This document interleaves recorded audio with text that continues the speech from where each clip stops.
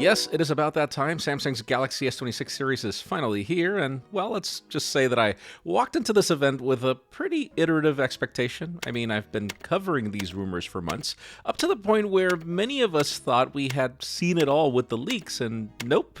That's not the case. This is one of those situations where you just can't judge a book by its cover. I'm Jaime Rivera, and let's go through my top 5 hits and misses of the Galaxy S26 series, sponsored by Subcase. Stick around to learn more about how Subcase clearly solves one of my biggest misses with these new phones. Now, for a bit of context and disclaimer, yes, Samsung flew us to San Francisco, but they're watching this video at the same time as you are. It was filmed 2 days before Galaxy Unpacked, and what you see here is what we saw at the demos. Samsung has made a reputation for itself where we get one more thing at the end of its events, so if there is anything, I'll be sure to follow up on a future tech briefing or on social media. Let's actually begin with the Galaxy Buds 4 series, which I've actually had for longer. Samsung was kind enough to send the sample around 5 days before Unpacked, though I need more time to give you a full review. If anything, a bit of a teaser is that I do like a lot of it so far. Now, starting with their design, I think this is a definite hit. There are 2 models, with the Buds 4 being for anyone that doesn't like the silicone tip approach, the Buds 4 Pro for anyone that does. Both are made of the same materials, with this new blend with aluminum in its design looking fantastic, and also feeling that way. That said, the Pros do bring a lot more extra tricks this year, and where you find most of these under the hood.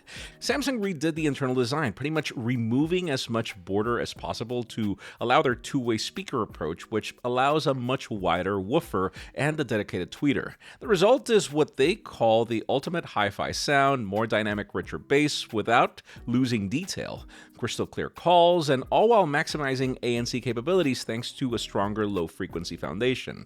They then include other tricks like ways to adapt the ANC through software, deep learning-based siren detection, voice detection for you to hear what others say, and adaptive noise control for better user comfort.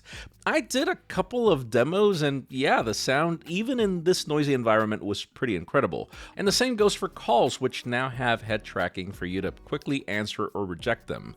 Both buds are Bluetooth 6.1, battery life goes up to 6 hours with ANC on the Pros, 5 on the base, and then 26 and 24 respectively with their cases. Obviously, some of these features are limited to the Galaxy ecosystem, so stay tuned to my full review for more details on that.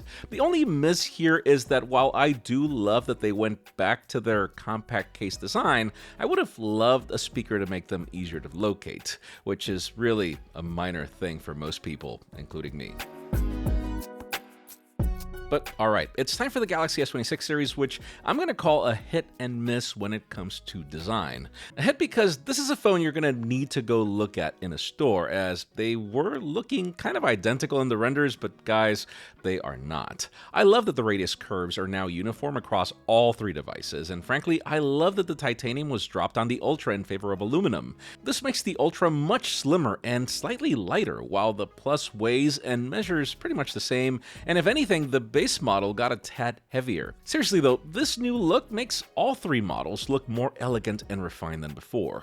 Gorilla Armor 2 on the Ultra, by the way, and Victus 2 on the regulars, and screen sizes are the same on the Ultra and Plus at 6.9 and 6.7 inches respectively, but the base got a hair larger at 6.3 inches. The new colors are Cobalt Violet, which is the new hero color, along with Black, White, Sky Blue, which is actually my favorite. Online exclusives include Silver Shadow and Pink Gold, but they weren't available in our content capture, so I'm going to have to own you those shots.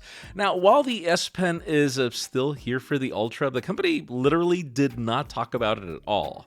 It does come in the 2 colors that were rumored, depending on the color you pick in your phone, and yeah, the silo is now a bit more curved, so you can't punch it in at any angle. I'm personally glad that it's still here regardless, though no Bluetooth for those of you that wanted that to come back. Now, the story here, at least for the Ultra, is its new 10-bit display. Yes, we've seen Chinese makers use this technology for years now, but what Samsung is doing is fairly unique with its privacy display. Yes, I've seen so many screen protectors with this functionality, but what if you wanted to take a photo at an angle?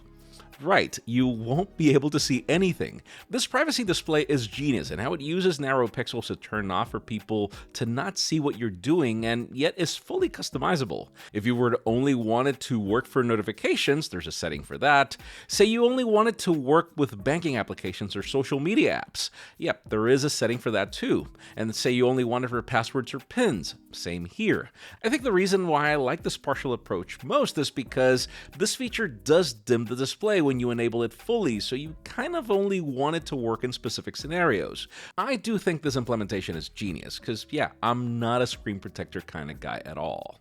The Ultra now also includes a slightly larger and better designed vapor chamber for enhanced and sustained performance, cause about that. At least in North America, China, and Japan, all three devices will bring the custom Snapdragon 8 Elite Gen 5 for Galaxy, which promises a performance increase of a whopping 39% in NPU, 24% in GPU, and 19% in CPU. That said, RAM, storage, battery capacity remain the same on the Ultra, and plus, the base model gets the most love with a slightly larger battery and double the starting storage, though, yeah, charging capacity has improved on the Ultra, going up to 75% in 30 minutes with a 60-watt charger. But then let's start with the misses. First of all, the two-step camera modules do introduce more wobble than ever before to these phones, which I'm sure will be annoying while you try to use the phone on the table.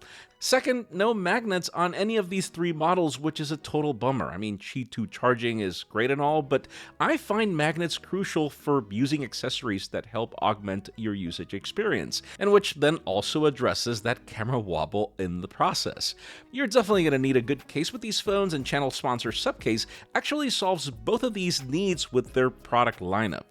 The UB Grip is one of my favorites thanks to its N52 magnets, giving them a powerful hold for accessories, and yet you still get an adjustable kickstand. Its mil-spec 810H for up to 15-foot drops brings a special anti-slip design that manages to not get stuck in your pocket and is so precise in its cutouts that every accessory fits just fine. I especially love the UB Grip in these leather and aramid finishes that add an extra tone of elegance to the look and feel. Now, if you're looking for the best bang for the buck rugged case, it doesn't get any better than the UB Pro Max series. It brings an upgraded airbag and military-grade drop protection for up to 20 feet, the same N52 magnets, the anti-slip texture, the multifunctional kickstand, and guys, it comes with two frames in case you want to use it with its HD screen protector or not, and even a belt holster in the box.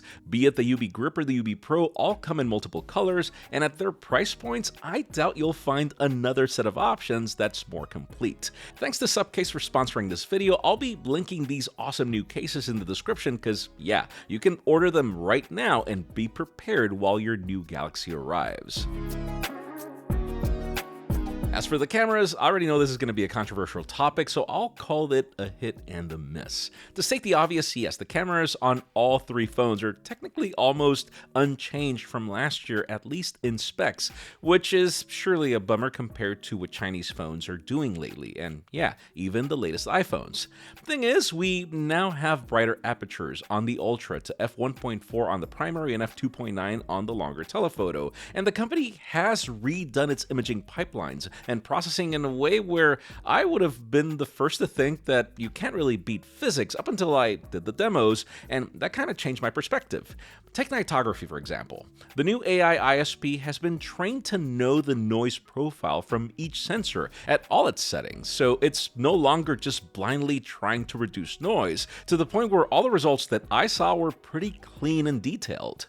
This advanced ISP reaches the selfie camera for the first time as well on all three phones for improved textures and tones at whatever lighting conditions. There's a new super steady video with horizontal lock, a new auto framing that uses 8K information to provide better 4K video, and even a professional video creating APV that's virtually lossless. Heck, the company has improved its gallery application to edit a crazy amount of things on the fly by using AI, and these prompts are now multimodal with voice, text, or other photos, and the phone will even fix your prompt if you didn't explain yourself well. Guys, even scanning documents, which is not something new, uses the sensors and some AI tricks that were able to remove folded pages, your fingers, and all sorts of distortions. Even the new screenshot analyzer now lets you keep these in a smarter area. Like, listen, I saw a lot of really thoughtful solutions and not gimmicks in these demos, so while I do need to test these phones in the real world later, I do think that this is a hit as it's heading in the right direction. And this leads me to the software portion, which match with all the new camera features, I'm also going to call a hit. Yes, this is One UI 8.5 on top of Android 16, but seriously, think beyond that. All the previous AI gimmicks from the past, you can scratch those too. This is the first phone that I see that has taken true steps to becoming agentic. Right now it only works with Uber, but yeah, just tell it you need a ride and it'll run the entire process in the background and then prompt you that it found you a car and for you to order it by just pressing a button.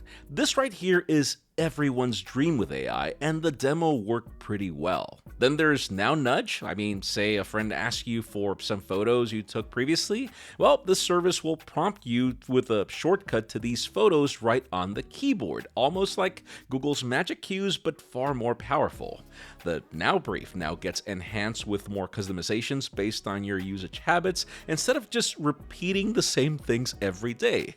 Circle to Search also got better at finding what you're looking for online. I mean, Bixby is now being called an intelligent device agent that will help you control your device without having to dig into the settings, but is also powered by advanced LLMs according to Samsung to do things like typical conversational prompts. Then there are the welcome changes like call screening with filters when people call you, scam detection for these, and the usual system level privacy. Listen, I would easily say that these are the best demos the company has ever done, doing away with a lot of the vaporware that we've seen from them before, and which I can't wait to give a try in the real world, especially when ordering an Uber. And yeah, I also wish that feature gets extended to other apps very soon. Last but not least, let's talk pricing, which I'm going to call more of a miss than a hit, but that depends on what phone you want. A miss for these base Galaxy S26 and S26 Plus models, which, like the rumor stated, did get more expensive. $899 for the base and $1099 for the Plus are tough, given how even new storage options at the entry level are already solved by competitors. Yeah, those comparisons are going to be interesting. Now, the Ultra at least kept its price at $1299, which is a hit on my book. If anything, it almost feels like this is the phone the company wants you to buy the most. The only problem is that given the iterative hardware changes, you kind of need those software improvements to be amazing to compensate for them. Software is really the only thing that I see ahead of the curve, but then the question is for how long, as we know how things work in the Android world. To conclude, what can I say? I personally like what I see when it comes to the Galaxy S26 Ultra. It's more refined, it's better looking, it still has the S Pen that I love, and cool new tricks like the privacy display that I do find useful, along with a pretty genius approach to solve for the physical limitations of its cameras. As much as I didn't think that I'd be excited for this phone in particular, this Galaxy Unpacked helped me change my mind. Overall, my first impressions are very positive, even on the buds, and sure, I'm hoping my mind changes on the base and the Plus models over time, though that'll come later. Pre-orders begin today. I'll be sure to have links in the description for you to also take advantage of the added perks like up to $900 off in credit with instant trade-in or up to $150 without during the pre-order period. Yes, clicking on these links does support the channel, but the advantage is that they're at no extra cost to you. Full availability is on March 11th. I'm curious to know what you think about these new phones in the comments below, and while you're at it, a like and subscribe will be highly appreciated.